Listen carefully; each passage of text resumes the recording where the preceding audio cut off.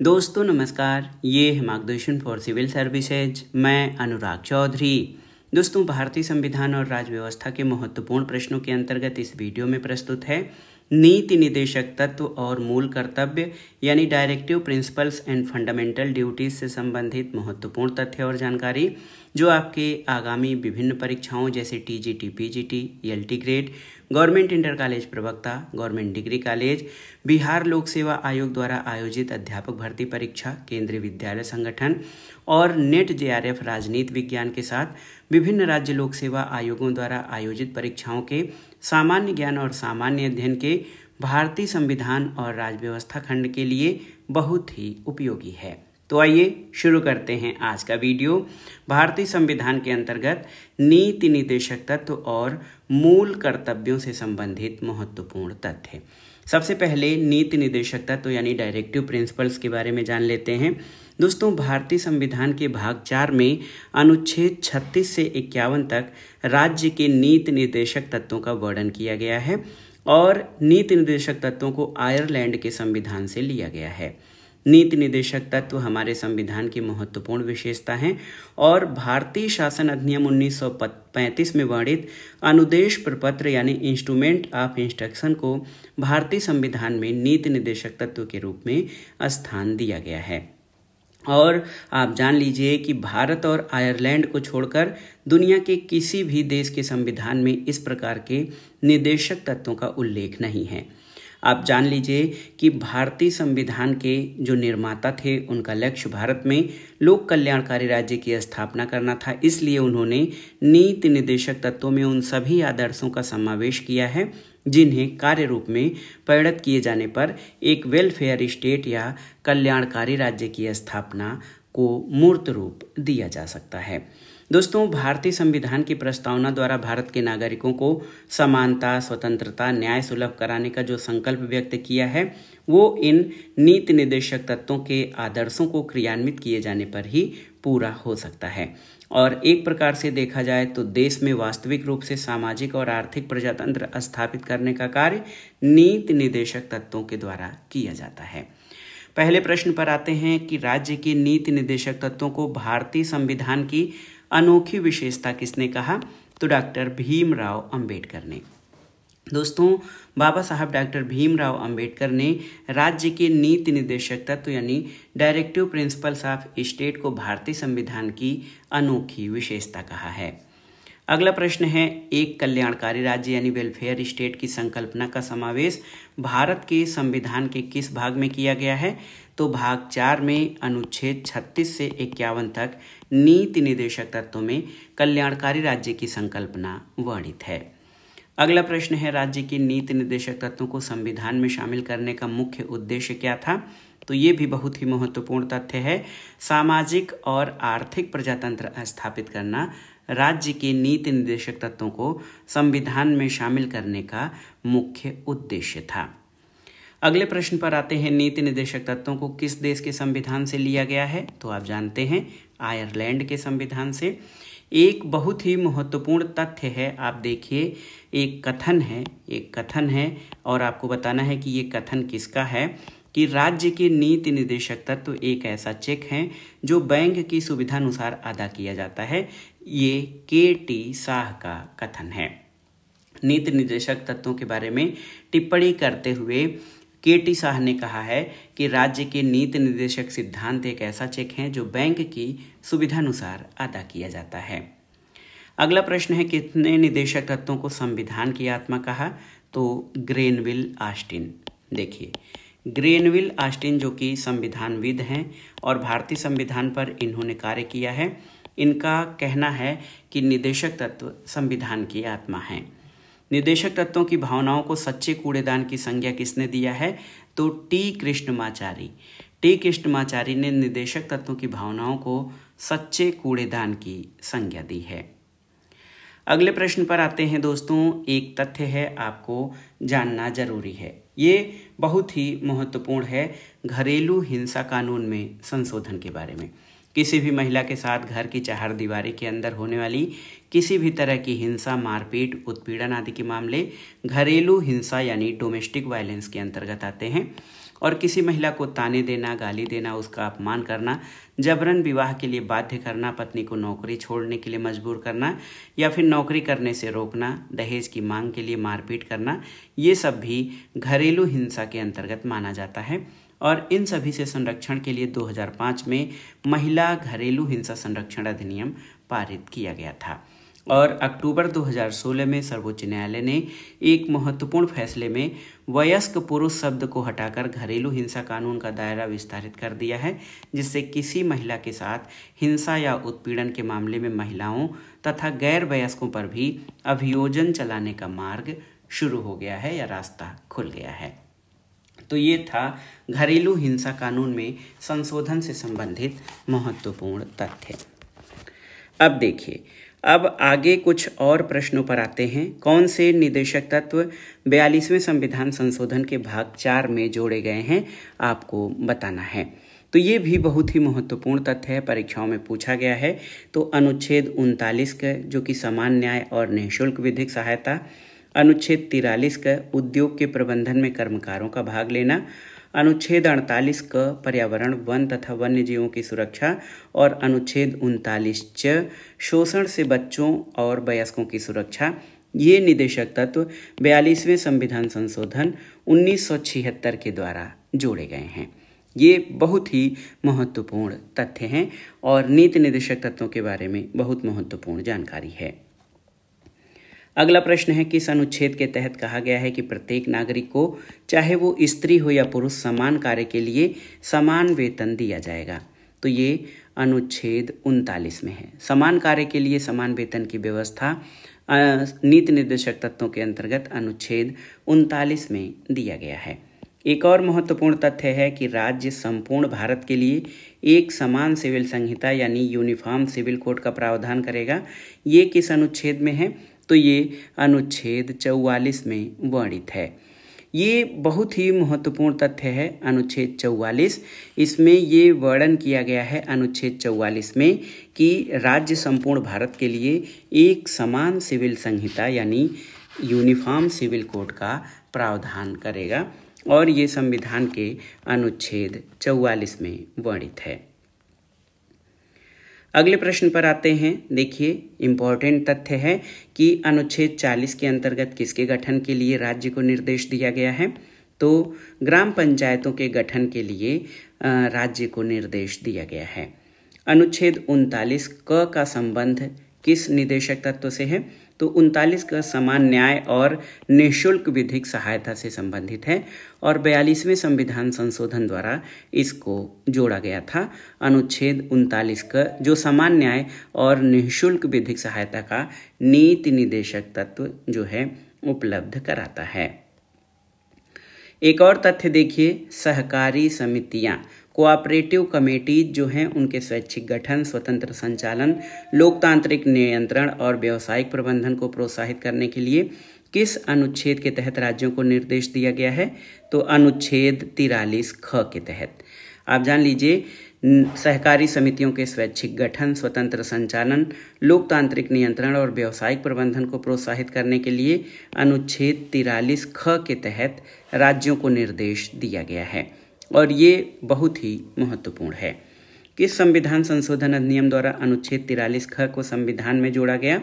तो ये था 97वें यानी 97वें संविधान संशोधन अधिनियम 2011 के द्वारा अनुच्छेद 43 ख को संविधान में जोड़ा गया है। अगला प्रश्न है, किस वाद में सर्वोच्च न्यायालय ने निर्धारित किया कि राज्य के नीति निर्देशक तत्व मूल अधिकारों और संवैधानिक अधिकारों के निर्वचन में मार्गदर्शन यानी गाइडेंस करते हैं? तो ये अशोक स्मोकलेस कोल इंडिया प्राइवेट लिमिटेड बनाम भारत संघ, इसमें सुप्रीम कोर्ट ने यह निर्धारित किया कि राज्य के नीति निर्देशक तत्व मूल अधिकारों तथा संवैधानिक अधिकारों के निर्वचन में यानी व्याख्या में मार्गदर्शन उपलब्ध कराते हैं। अगला प्रश्न है, मूल अधिकार और नीति निर्देशक तत्वों के मध्य सबसे प्रमुख अंतर क्या है? तो मूल अधिकार आप जानते हैं न्यायालय द्वारा प्रवर्तनीय यानी इन्फोर्सेबल हैं, जबकि नीति निर्देशक तत्व न्यायालय द्वारा प्रवर्तनीय नहीं है। अगला प्रश्न है, कार्यपालिका का न्यायपालिका से पृथक्करण किस अनुच्छेद के तहत दिया गया है? तो आप जान लीजिए नीति निर्देशक तत्वों के अंतर्गत अनुच्छेद 50 में कार्यपालिका का न्यायपालिका से पृथक्करण का वर्णन किया गया है। और किस अनुच्छेद का संबंध अंतर्राष्ट्रीय शांति और सुरक्षा के संवर्धन से है? तो ये देखिए अनुच्छेद 51, लास्ट अनुच्छेद नीति निर्देशक तत्वों का जो है अनुच्छेद 51, इसका संबंध जो है अंतर्राष्ट्रीय शांति और सुरक्षा से है। यहाँ पर एक तथ्य अभी आपके पास आया है कि मूल अधिकार और नीति निर्देशक तत्वों में सबसे मुख्य अंतर क्या है। तो नीति निर्देशक तत्व और मूल अधिकार वैसे तो एक दूसरे के पूरक हैं, लेकिन इनके मध्य घनिष्ठ संबंध होते हुए भी कुछ अंतर है। जैसे मूल अधिकार न्यायालय में परिवर्तनीय है, नीति निर्देशक तत्व न्यायालय द्वारा परिवर्तनीय नहीं है। अगर किसी व्यक्ति के मूल अधिकारों का हनन होता है तो न्यायालय द्वारा उसको लागू कराया जा सकता है, लेकिन नीति निर्देशक तत्वों को न्यायालय द्वारा लागू नहीं कराया जा सकता। इसके अलावा मूल अधिकार की प्रकृति नकारात्मक है, जबकि निर्देशक तत्व सकारात्मक प्रकृति के हैं, क्योंकि सामान्यतः मूल अधिकार के तहत राज्य को कतिपय कार्य न करने का आदेश दिया जाता है, जबकि नीति निर्देशक तत्वों के तहत राज्य से ये अपेक्षा की गई है वो नागरिकों के प्रति अपने दायित्वों को पूरा करे और जिन्हें पूरा करना उसका कर्तव्य ठहराया गया है। मूल अधिकार व्यक्तियों से संबंधित हैं, जबकि नीति निर्देशक तत्व राज्य से संबंधित है। मूल अधिकार का संबंध राजनीतिक लोकतंत्र की स्थापना करना है, जबकि निर्देशक तत्व का मुख्य उद्देश्य सामाजिक और आर्थिक लोकतंत्र यानी लोक कल्याणकारी राज्य की स्थापना करना है। तो ये बहुत ही महत्वपूर्ण है मूल अधिकार और नीति निर्देशक तत्व। मूल अधिकार कानूनी रूप से मान्य है, जबकि नीति निर्देशक तत्व को नैतिक और राजनीतिक मान्यता प्राप्त है। एक आपके बारे में एक परीक्षाओं की दृष्टि से कुछ महत्वपूर्ण तथ्य दिए गए हैं, इनको कहना है कि इनको जानिए। राज्य के नीति निर्देशक तत्वों में गांधीवादी सिद्धांत या गांधीयन थियरी को प्रतिबिंबित करने वाले प्रावधान कौन से हैं? पहला तो ग्राम पंचायतों की स्थापना अनुच्छेद 40 के अंतर्गत। दूसरा है दुर्बल वर्गों के शिक्षा और अर्थ संबंधी हितों की अभिवृद्धि अनुच्छेद 46 में। तीसरा है गांव में कुटीर उद्योगों या लघु उद्योगों को प्रोत्साहन अनुच्छेद 43 के अंतर्गत। पोषण और जीवन स्तर को ऊंचा करना, लोक स्वास्थ्य में सुधार अनुच्छेद 47 में। कृषि और पशुपालन संगठन अनुच्छेद 48 में। और पर्यावरण का संरक्षण और संवर्धन तथा वन्य जीवों की रक्षा अनुच्छेद 48 में। राष्ट्रीय महत्व के स्मारकों, स्थानों और वस्तुओं का संरक्षण अनुच्छेद 49 और कार्यपालिका और न्यायपालिका का पृथक्करण अनुच्छेद 50 में वर्णित है। देखिए एक और है कि संविधान संशोधन द्वारा कौन से निर्देशक तत्वों को संविधान में शामिल किया गया है। ये बहुत ही महत्वपूर्ण तथ्य है और आप जान लीजिए 42वें संविधान संशोधन अधिनियम 1976 के द्वारा अनुच्छेद 39 का खंड च बालकों के स्वस्थ विकास के अवसर और सुविधाएं तथा नैतिक और आर्थिक परित्याग से रक्षा, अनुच्छेद 39 का समान न्याय और निःशुल्क विधिक सहायता, अनुच्छेद 43 का उद्योगों के प्रबंधन में कर्मकारों का भाग लेना, और इसी तरह अनुच्छेद 48 के पर्यावरण, वन और वन्य जीवों की रक्षा, ये सभी 42वें संविधान संशोधन द्वारा नीति निर्देशक तत्वों के अंतर्गत जोड़े गए हैं। इसी तरह 44वां संविधान संशोधन अधिनियम 1978 के द्वारा भी नीति निर्देशक तत्वों में कुछ संशोधन करते हुए इसमें कुछ बढ़ोतरी की गई है। अनुच्छेद 38(2) के अंतर्गत राज्य की आय की असमानता को कम करेगा और प्रतिष्ठा, अवसर और सुविधाओं की असमानता को समाप्त करेगा। ये 44वें संविधान संशोधन द्वारा जोड़ा गया है। 86वें संविधान संशोधन 2002 के द्वारा जो महत्वपूर्ण नीति निर्देशक तत्व है, ये अनुच्छेद 45 का प्रतिस्थान ये लिया है कि 6 वर्ष की आयु के बच्चों की देखरेख और शिक्षा संबंधी निर्देश, ये 86वें संविधान संशोधन द्वारा जोड़ा गया है। और 97वें संविधान संशोधन 2011 द्वारा अनुच्छेद 43 ख में सहकारी समितियों के गठन, संचालन, नियंत्रण और प्रबंधन संबंधी निर्देश, ये सभी जो है कॉन्स्टिट्यूशनल अमेंडमेंट या संविधान संशोधन के द्वारा नीति निर्देशक तत्वों में जोड़े गए प्रमुख प्रावधान हैं। अब आइए परीक्षाओं की दृष्टि से कुछ अन्य महत्वपूर्ण तथ्यों को भी देख लेते हैं। किस संविधान संशोधन के द्वारा अनुच्छेद 31(ग) को संविधान में जोड़ा गया? तो ये था 25वां संविधान संशोधन। इसी तरह मूल अधिकारों पर नीति निर्देशक तत्वों की वरीयता प्रदान करने वाला किस जो है प्रावधान किस अनुच्छेद में है, तो 31C या 31G। 25वां संविधान संशोधन द्वारा नीति निर्देशक तत्व को मूल अधिकार पर ओवरराइड बनाया गया। इसके लिए संविधान में अनुच्छेद 31G जोड़कर ये प्रावधान किया गया कि यदि अनुच्छेद 39 ख और ग में वर्णित नीति निर्देशक तत्व को कार्यान्वित करने के लिए राज्य द्वारा कोई विधि बनाई जाती है तो उसे इस आधार पर न्यायालय में चुनौती नहीं दी जा सकती कि वो अनुच्छेद 14 और 19 में प्रत्यभूत किसी मूल अधिकार का अतिक्रमण करता है। और केशवानंद भारती बनाम केरल राज्य के मामले में इस संशोधन को संवैधानिक घोषित किया गया है। तो ये बहुत ही महत्वपूर्ण है। 25वें संविधान संशोधन द्वारा किन किन नीति निर्देशक तत्वों को मूल अधिकारों अनुच्छेद 14 और 19 पर श्रेष्ठता प्रदान किया गया है, तो अनुच्छेद 39 ख और अनुच्छेद 39 ग में वर्णित नीति निर्देशक तत्वों को। अब आप जान लीजिए कि मिनर्वा मिल्स बनाम भारत संघवाद में 42वें संविधान संशोधन द्वारा अनुच्छेद 31G में जोड़े गए उपबंध को असंवैधानिक घोषित किया गया था, क्योंकि उससे संविधान का जो फंडामेंटल स्ट्रक्चर या मूलभूत ढांचा है वो नष्ट होता था। और मिनर्वा मिल्स बाद में उच्चतम न्यायालय ने ये व्यवस्था दी कि केवल अनुच्छेद 39 ख और ग में उल्लिखित राज्य के नीति निर्देशक तत्वों को अनुच्छेद 14 और 19 में उल्लिखित मूल अधिकार पर प्राथमिकता संवैधानिक है। अगला प्रश्न है, किस वाद में कहा गया कि भाग 3 और भाग 4 के मध्य संतुलन संविधान का आधारभूत ढांचा है, तो ये मिनर्वा मिल्स वाद 1980। ये बहुत ही महत्वपूर्ण है दोस्तों, आप जान लीजिए। मिनर्वा मिल्स वाद 1980 में ये कहा गया कि भाग 3 और भाग 4 यानी मूल अधिकार और नीति निर्देशक तत्वों के मध्य संतुलन संविधान का आधारभूत ढांचा है।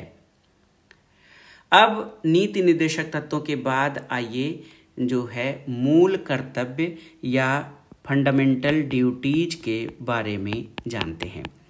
मूल कर्तव्य या फंडामेंटल ड्यूटीज क्या हैं?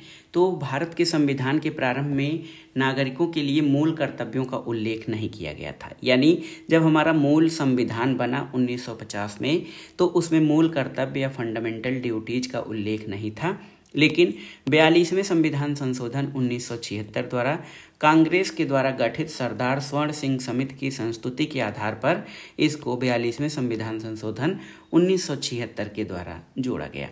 समिति का ये कहना था कि जहां संविधान में नागरिकों के लिए मूल अधिकारों का प्रावधान है, वहां उनके लिए मूल कर्तव्यों का भी उल्लेख होना चाहिए, क्योंकि अधिकार और कर्तव्य एक दूसरे के पूरक हैं। इसलिए संविधान में एक नया भाग 4 का अनुच्छेद 51 का जोड़कर नागरिकों के लिए कुल 10 मौलिक कर्तव्यों का समावेश किया गया था।